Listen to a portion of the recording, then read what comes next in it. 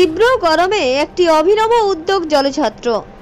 বৃষ্টির পূর্বাভাস আছে, কিন্তু রবিবার সকাল থেকে দুপুর পর্যন্ত প্রবল তাপমাত্রা ভুগিয়েছে রাস্তায় বেরোনো মানুষদের।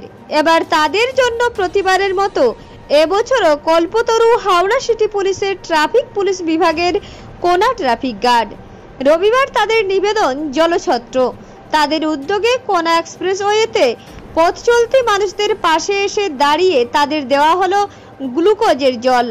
গাড়ি চালক থেকে শুরু করে সবাইকে দেওয়া হলো এই জল। সাধারণত ট্রাফিক বিভাগের পুলিশদের রাস্তায় দেখলে ভারী গাড়ি চালকদের একটু ভয় হয়। এই ভয়ই নিয়ন্ত্রিত গাড়ি চলাচলে সহায়তা করে।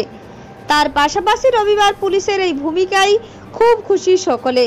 এই কর্মসূচিতে উপস্থিত ছিলেন এসআই অরুণ বরুণ মুখার্জি, এএসআই প্রদীপ কুমার রানা, রঘুনাথ সিট, এসআই রাহুল রায়। আবহাওয়া দপ্তরের পরিসংখ্যান অনুযায়ী বৃষ্টি আসার আগেই পথ চলতি মানুষদের মনে ভরে উঠল তৃপ্তির স্রোত। এই উদ্যোগে কোনা ট্রাফিক গার্ডের পাশাপাশি একটি স্বেচ্ছাসেবী সংস্থাও সহযোগিতা করেছে।